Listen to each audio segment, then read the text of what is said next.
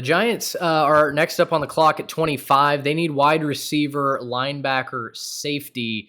Kind of like what you were saying, they're cleaned out a little bit at wide receiver. Although I think Zay Flowers, the wide receiver out of Boston College, probably the second best slot guy, is certainly in consideration here.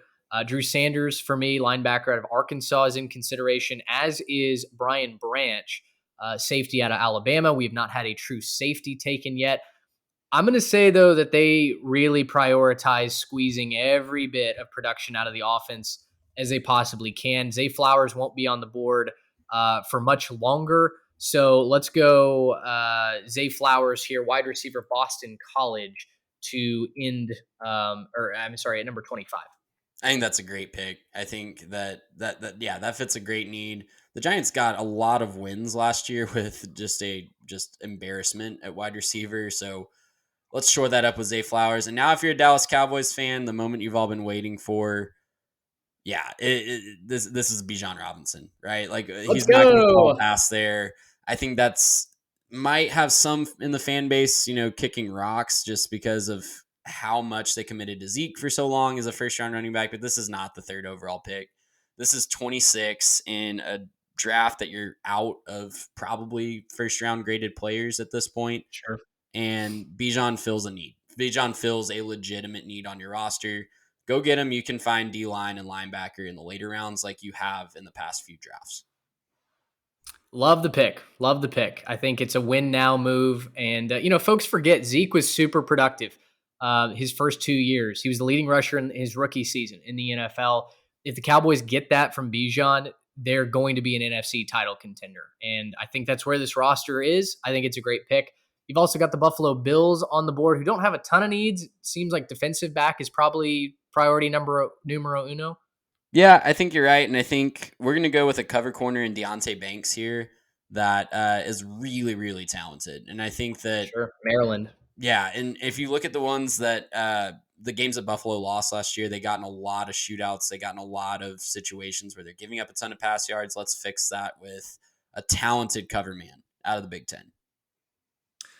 Cincinnati Bengals on the clock at 28. Tight end is listed as their top need, so we're going to give them Luke Musgrave out of Oregon State. A lot of people have him graded as the number 3 tight end behind Mayer and Dalton Kincaid. He goes number 4 in this mock, but I think Joe Burrow will be really happy to have one of the best tight ends in this class, just another pass catcher in a versatile offense.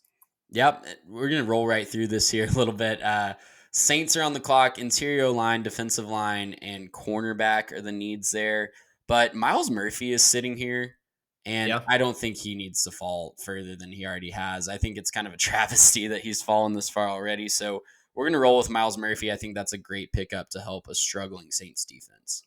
Well, and they can replace, and I'm all of a sudden I'm forgetting the edge rusher they took out of UTSA a couple of years ago. They traded up for him. He's gone in free agency, so Myles Murphy is an edge rusher. I think it makes a lot of sense here. If you're the Eagles, you're back on the clock at 30 here, and safety is a top need. You've got your top 2 safeties that both potentially could go in the first round in Brian Branch and Antonio Johnson. Brian Branch will be the pick here. He can be a corner in case the Eagles lose either of their veterans in Darius Slay or I'm blanking on the guy they just re-signed. Anyway, they have two veteran corners on 1-year extensions. I think Brian Branch makes a lot of sense here. Can play safety, can play corner. Another great pick for the Eagles, who are just unstoppable, I feel like, in the NFC.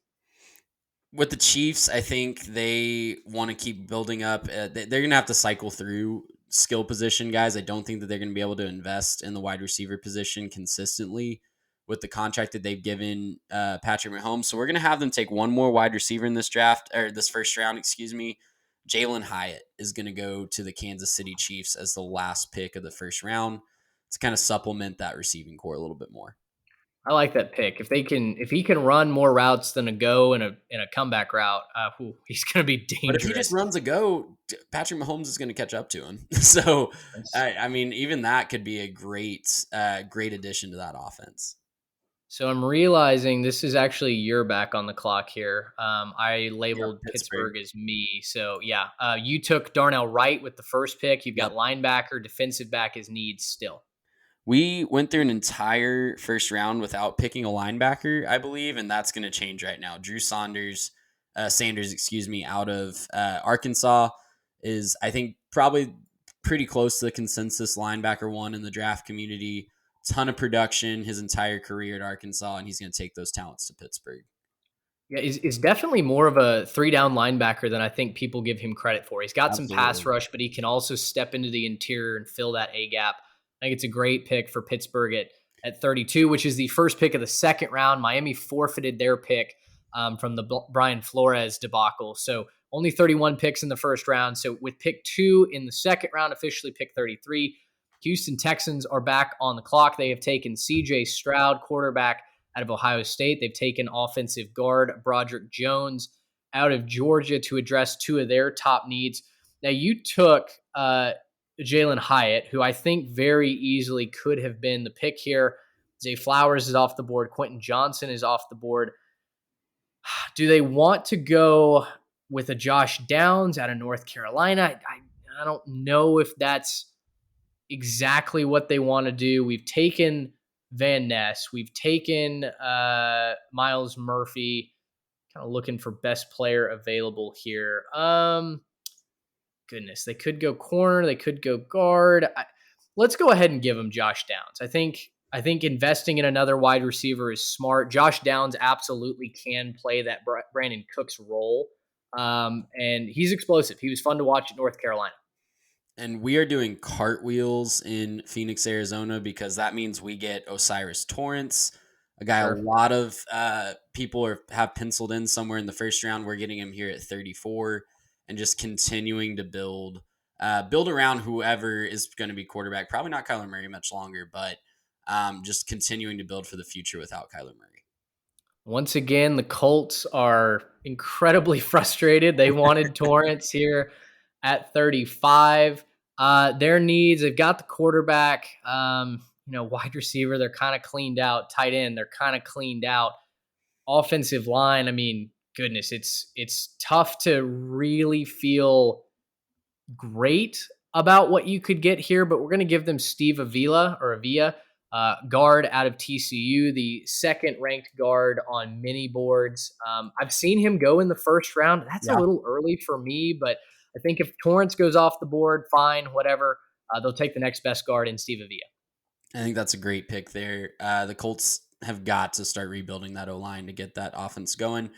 The Rams have so many holes because they have just foregone the draft for so many years and just mortgaged their future. But I really think their top needs are listed as running back, offensive line, and defensive back. We've got a lot of options here, but we don't have another pick until the third round. Mm-hmm. And I think that the offense, this might be, a terrible team building pick. It might go down as a terrible pick, but that Sean McVay offense, doesn't it just seem like it runs better when it has an elite running back toting the Sure. ball? We're going Jahmyr Gibbs. He's going to be the Oh, second running back off the board. And it might seem like a crazy pick for a team that just did not look competitive last year, but they need that. They can't rely on Cam Akers. They can't rely on any of the other guys they have. So unless they find someone in free agency or they have a plan for that, I think they're going to use either a second or third round pick on a running back. man, I tell you what, Cam Akers cannot catch a freaking break. It seems like he's been kind of destined to be the new running back one, and then just things happen, and he moves down the depth chart. And at the end of last season, he wasn't even playing for the majority of the season last year. Kind of comes back, has a great finish to the season, goes into the off season as running back one, and now you just drafted his replacement. I mean, Yep. as a Cam Akers fantasy owner in our dynasty league, I'm just kicking the wall right now.